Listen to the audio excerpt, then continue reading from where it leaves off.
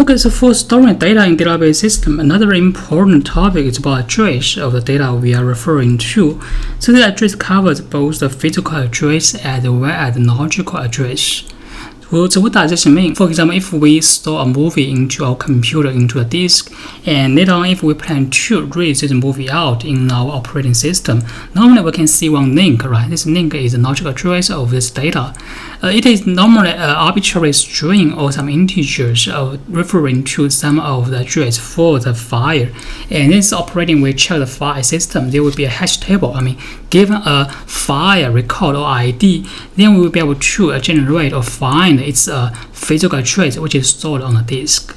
So in this way, we're able to access the concrete data we store in the disk for the movie, and then the computer or the operating system can play the movie for us according to the movie we are clicking. So this will be a very complex process. However, when we are connecting this movie link, it will be very straightforward. In other words, this database system as well as the operating system, they are doing lots of job for us. Okay, here's in this page we are talking about the database address. It covers both the physical address as well as the logical address. So for the physical address, each block in the database system can, as well as each record can have a physical address that consists of several segments. So normally, if we're referring to some data stored into a computer or database system, it covers several segments. The first part is about the host. In most of cases, host denotes this computer or the server we are referring to. Normally, if we are referring to a server, there should be a host URL, right? Denoting which computer we are referring to. And for some of the server clusters, we also need to have an ID for the specific host for the server as well, which denotes this computer ID. And given the host, we may also have several disks, right? Because each computer may have several disks installed simultaneously.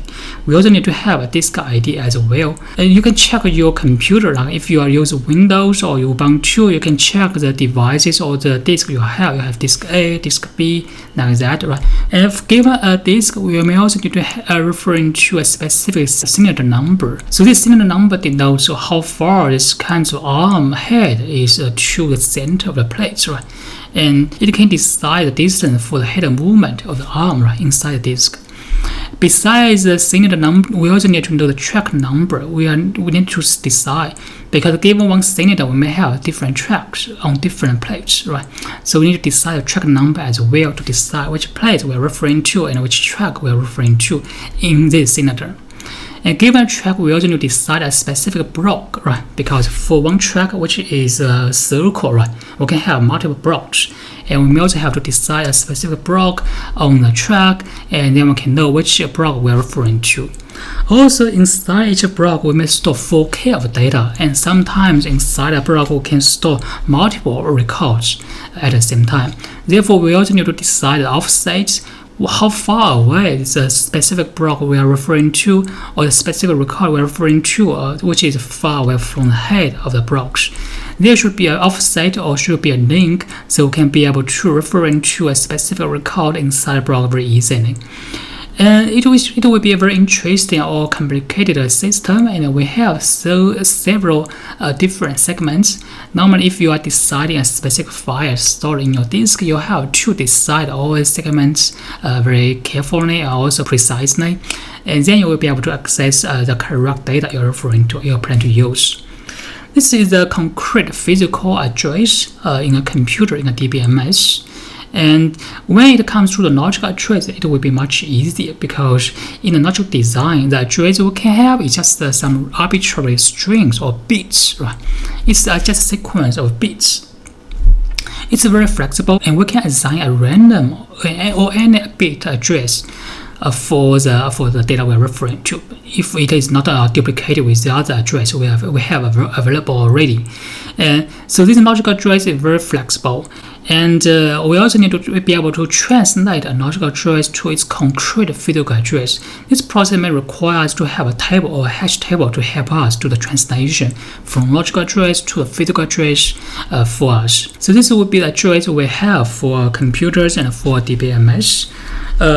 This address is very important, also complicated, as we are loading data from the disk to the memory. We may do some operations on the address very carefully, so we will not encounter some potential problems. So here we mentioned that for a physical address, we also need to decide the offset. The main reason is we have mentioned this before. Given a block where we are storing the records inside it, normally we can store multiple records simultaneously inside the block, right? Depending on how we organize these records inside the block, we can store the records from the very end and the backward, or we can store just after this the header and from the beginning to the end. It really depends how we organize, how we store this kinds of data into the block.